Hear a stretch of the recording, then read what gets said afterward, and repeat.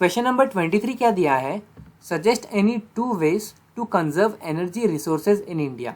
यानी कि हमें ऐसे 2 वेज बताने हैं जिससे कि जो एनर्जी रिसोर्सेज है उसको हम कंजर्व यानी बचा सके इंडिया में। तो देखो सीबीएसई ने क्या आंसर दिया है, promotion of energy conservation and increase use of renewable energy resources.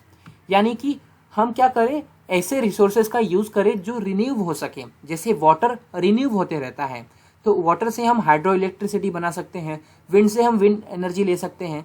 तो ऐसे रिसोर्स का यूज करें जो बार बार रिन्यू हो सके, जिससे हम एनर्जी कंजर्व कर पाएंगे।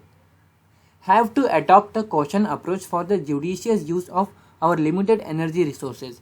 यानी कि ऐसे रिसोर्सेज जो कम अमाउंट में है, यानी एक बार यूज करने के बाद खत्म हो जाते हैं, इनका कम से कम यूज करना है, जब जरूरत पड़ेगी तब यूज करना है, ऐसा बोला गया है।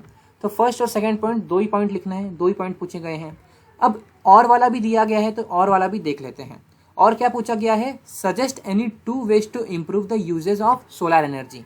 यानी कि जो सोलर एनर्जी है वो हमारे अर्थ पे बहुत ज़्यादा आती है, लेकिन हम यूज़ उसका बहुत कम कर पाते हैं। तो ऐसा क्या चीज़ करें कि हम सोलर एनर्जी जितनी आती है मैक्सिमम उसका यूज़ कर पाए। तो आंसर देखो क्या दिया है, reducing the cost of solar panels. यानी कि जो सोलर पैनल्स बाजार में बिकते हैं उनका अगर कॉस्ट हम कम कर देंगे तो सब लोग अफोर्ड कर पाएंगे और अपने घर में लगा पाएंगे, जिससे कि वो सोलर एनर्जी यूज़ कर पाएंगे और उनके लाइट बिल का पैसा बच जाएगा। Use of efficient solar panel mode.